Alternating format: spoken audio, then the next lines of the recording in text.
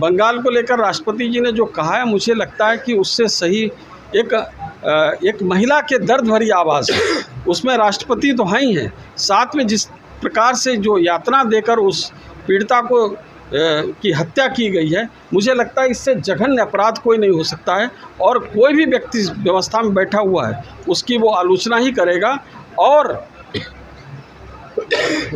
प्रश्न ये है कि ममता की सरकार लगातार अपराधियों के साथ खड़ी हुई दिखाई पड़ रही है, पीड़िता के साथ नहीं दिखाई पड़ रही। ये सबसे बड़ी समस्या की जड़ है।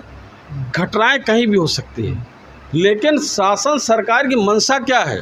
अपराधियों के साथ सरकार खड़ी हुई दिखाई पड़ती है कि पीड़ित के साथ सरकार खड़ी हुई दिखाई पड़ती है? ये अंतर करना होगा कि वहाँ की सरकार पूरी तरीके से संदेश खाली में क्या हुआ, पूरी तरीके से पीड़ित पक्ष के साथ कोई खड़ा नहीं था, अपराधियों के साथ पूरी सरकार खड़ी हो गई। और उसके बाद फिर यहाँ पर भी जिस तरीके से सबूतों को नष्ट करने का प्रयास हुआ, जिस तरीके से हुड़दंग करा गया, रात में 12 बजे 1 बजे 2 बजे तक पूरा हुड़दंग कराया गया, किस तरीके से सबूतों को नष्ट करने का।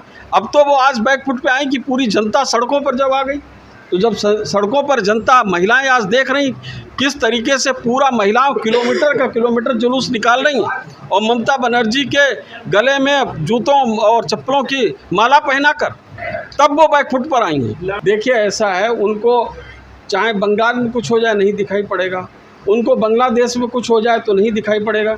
यही राहुल गांधी जी हैं जो हिंदुओं को हिंसक हिंसक हिंसक कह रहे थे, और बांग्लादेश में क्या हो रहा है उस पर एक लफ्ज़ नहीं निकला है। मैं पूछना चाहता हूं आज राहुल गांधी जी से कि किस तरीके से आप हिंदुओं, इसका मतलब आप क्या हो?